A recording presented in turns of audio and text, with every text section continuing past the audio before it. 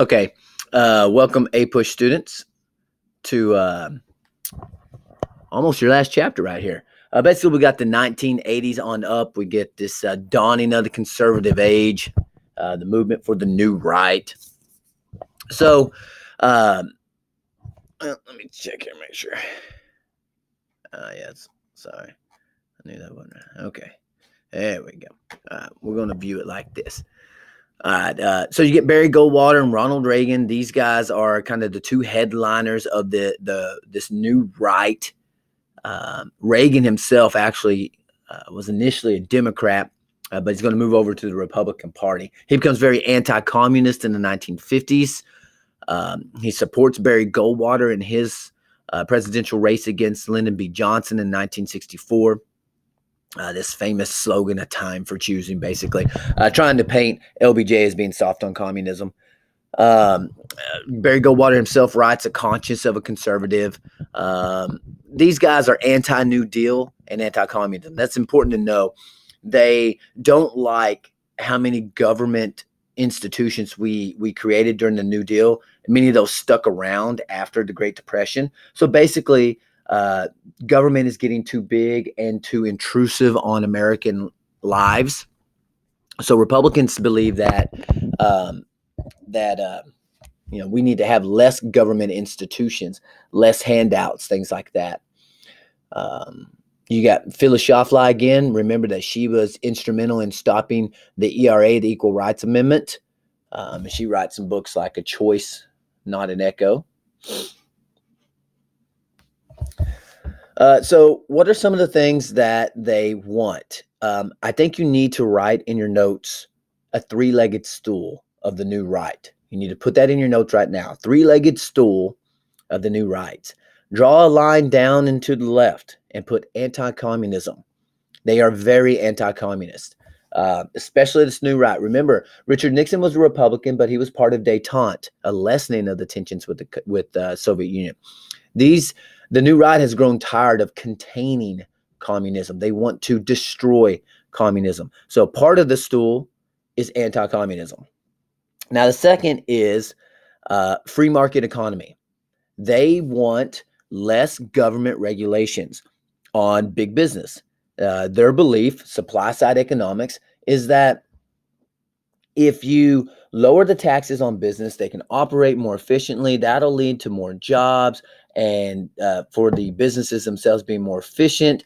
And so what you lose in tax increases, you'll get later on just simply in taxes by the people who are spending more money. That the economy will do better when the big businesses are taxed less. That's the middle part of the three-legged stool that you better be writing in your notes. The last part is the religious moralism aspect of the three-legged stool. The new right is definitely a response to 1972's Roe versus Wade, this abortion amendment. And so the new right, the new conservatist party, anti-communism, free market economy, and religious moralism. Those are the three truly major aspects of this new party. Again, just a little quick review on Carter, that he was seen as a political outsider. His greatest achievement is the Camp David Accords, which was the treaty between Egypt and Israel. He's the anti-Nixon. He's the, morally there, but he's just not effective. It's about the economy, and he's not going to be able to whip inflation or stagflation any more than his successor, or than the man who came before him, Gerald Ford, did. Hostage crisis really is what dooms Carter. The Shah of Iran, remember, was overthrown. He was our guy, but he is overthrown and kicked out. He gets cancer, and America flies him to America for treatment. And that really upsets the Iranians, who have come under the control of the Ayatollah Khomeini. And so they're going to end up taking over the political embassy and holding hostages for, like 444 days. And it makes us look bad. So they will eventually be freed, of course. But it will happen one day after Carter leaves presidency and Reagan takes over. Carter's not going to beat Reagan. Reagan had narrowly lost a Republican nomination years earlier, but now the time is right. The people have, I think, thanks to abortion and higher divorce rates and stagflation, the country has shifted back from left, and they're moving towards the right in this time period. So the time is right for Reagan. The economy is struggling, stagflation is there, high interest rates, and Reagan comes in with promises to shrink the size of the government. He's going to give you a chance, and that's Americans want. That's what they want, is a better economy, and so they're going to try Reagan out, and he's going to win pretty convincingly. Okay, so the Reagan coalition. Let's understand what it is. We talked about the New Deal coalition in the earlier chapters. So the Reagan coalition is people that favor lower taxes. They're looking for a balanced budget. That, remember that America had become an importer rather than an exporter. That we were in a trade deficit. So we want balanced budgets. We want smaller government. We want states' rights. That one right there is all about Roe versus Wade, which was forcing states to allow abortion, especially in the conservative South. They're not happy with that. And being tough on crime. Some of these cities, these liberal cities, were seen as being high crime rate centers. And so the new right wants to deal with that. Southern whites are continuing their trend away from the Democratic Party, where they had shifted to during FDR, and are where blacks have shifted to the Democratic Party. Southern whites go away from the Democratic Party, and they continue leaving the Democrat Party, and they flock to the Republican Party under Reagan, who's using Nixon's Southern strategy. Remember, the South is going to support Reagan because of his views on abortion, and his fight against crime, and his rolling back of welfare type things would be a strike at minorities in the South. You get Jerry Falwell, a televangelist, sort of like Billy Graham, but not as cool. He claims himself as the moral majority. And you even had Reagan Democrats who shift just to vote for Reagan. Remember, Reagan's very charismatic. And he is going to issue forth his economic plan that becomes dubbed as Reaganomics.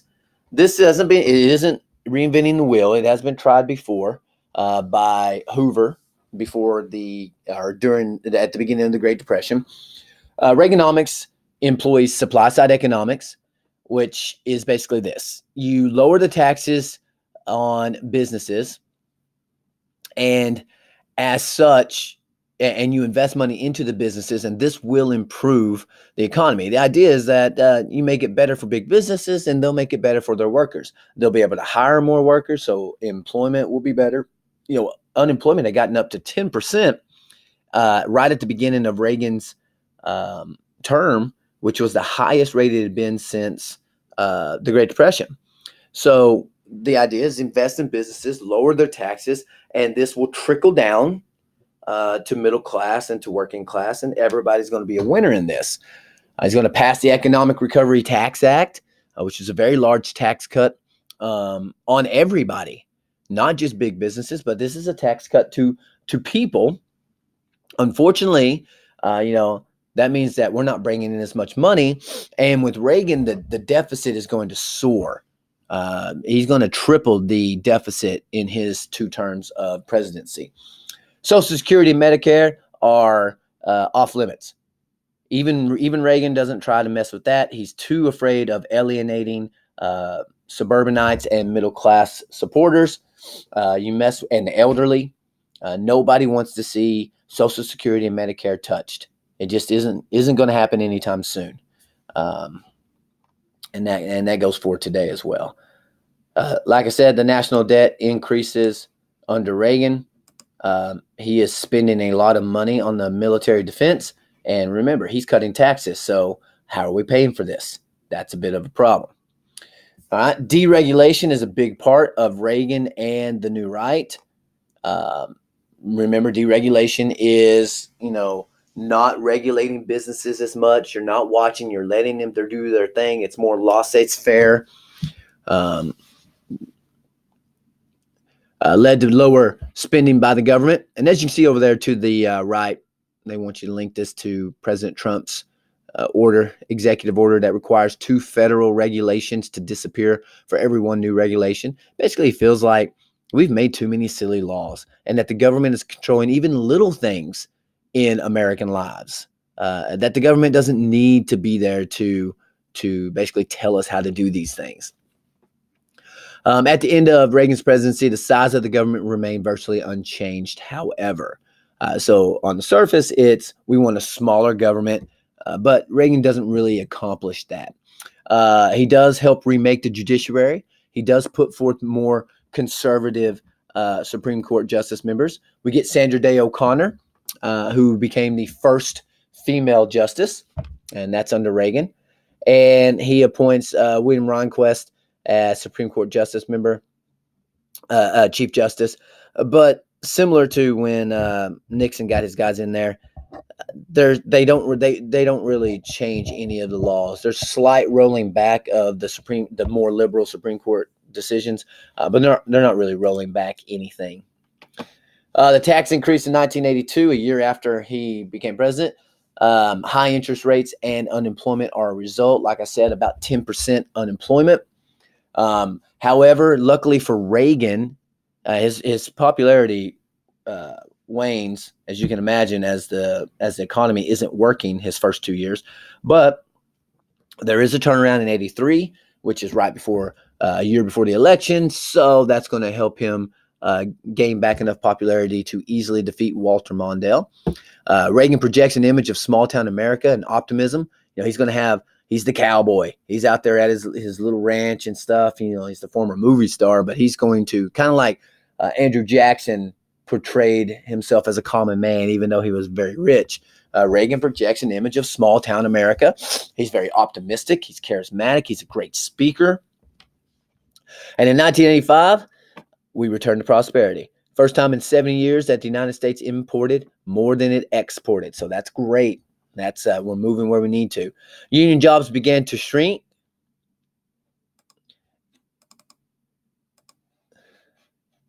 Well, let's see if I can get you there. And outsourcing jobs to other places for cheaper business. All right. Yeah. Okay. In this culture success, we've made it finally. 1985 on, it looks like we've turned the corner and America's back and better than ever. This celebration of wealth in the 80s is similar to the roaring 20s, right? When it seemed like everybody had money to go around.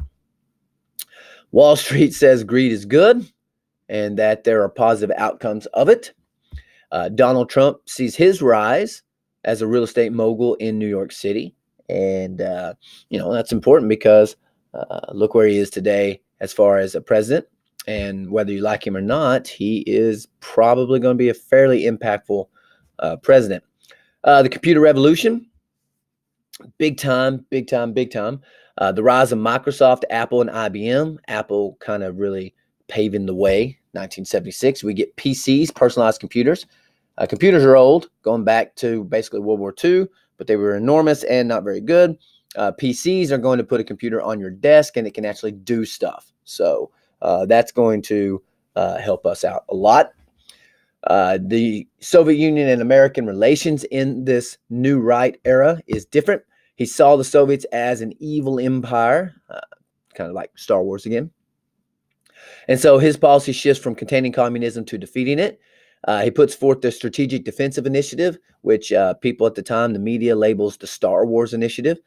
Basically, we're trying to build up a missile defense system in space, and that could shoot down a Soviet nuclear warhead if they shot it at America. This is a huge deal. It's very expensive, and we don't quite have the technology, still don't, to make this happen. But it also, would upset a balance too. But it's scary. And their idea is that they don't think the Soviet economy can handle a revamping of the arms race. And they're right. The Soviets haven't been living a good standard of living. It was very hard for them to compete with America in the arms race. And basically, we help defeat the Soviets by outspending them on the military. Now, it raises some, put some debt in there for America, but there's some good that comes from it. America also in this era is going to support anti-communism throughout the world, even if those regimes were not democratic. However, that's not really that new. We've done that for a while. Think back to Vietnam, and Reagan's going to do it quite a bit. He is more than willing to support someone who's not very democratic as long as they're anti-communistic. He's going to get caught up in the Iran affair. Well, I guess it's not going to show it. All right. Basically, it's weird. You get a lot of geopolitical stuff going on, but in the Iran-Contra affair, there's these Contra rebels down in South America, and Reagan supports them because they're anti-communistic, and he is going to basically sell weapons to Iran, who, remember, had held us hostage a few years earlier. He's going to sell weapons to Iran, who has been invaded by Iraq. That's the biggest reason that the hostages were given up, is because Iran was getting invaded by Iraq and didn't have time to deal with America in the hostage situation. So they free him. And so now this enemy of ours, just a few short years earlier, we are selling them weapons. We're going to take the profit from that. We're going to give it to the Contras so that they can beat the communists over on this side of the world. It was illegal, and Reagan, with his charm, makes it through that. People don't hold it against him very much. Only his fiercest of critics ping him on it, basically. All right. We are going to see the end of the Cold War under Reagan. Perhaps it's one of the reasons that he is remembered so fondly. Now, the biggest reason that the Soviet Union falls really is the weakness of the Communist Party itself. It's falling apart from the inside. But America outspending them and weakening their economy is going to kind of be the little shove that pushes it over the top. Soviet invasion of Afghanistan had led to a long, drawn-out war. It was very costly. Soviets' invasion of Afghanistan was their version of Vietnam for us. They were unable to defeat the Afghani people, and it was very costly. So the two major Gorbachev policies that are very important that you should know, the first was Glasnost, which allowed the people more freedom and openness. He's not hiding as much from the people as prior Soviet leaders were. He sees that that Soviet Union is falling more and more behind the world. Communism isn't working, not as an economic system. Socialism isn't working. His other policy is Perestroika, which introduced some elements of capitalism. Again, same thing that China is going to do. This is going to revamp the Soviet economy. And both of those policies are going to encourage criticism of the communist parties. And you're going to get Eastern European areas and Eastern areas of the Soviet Union who demand autonomy. And basically, they get it. They break apart from the Soviet Union. And now the military leaders in the Soviet Union try to coup on Gorbachev. They had actually captured him at his house, but the Russian president at the time, Boris Yeltsin, and his followers mount such a staunch resistance against this that the militarists are basically defeated. And what you're going to see is the downfall of the Soviet Union. And there are going to be some areas of the Soviet Union that get their, such as the Ukraine, that get their freedom and independence. And the rest of the Soviet Union will be divided into 11 territories, basically. And you see the downfall of communism. So now Soviets aren't communists, although they are dealing with essentially a dictator in the form of Vladimir Putin. All right. Reagan's administration promoted beliefs about prosperity and smaller government, which influenced many Americans.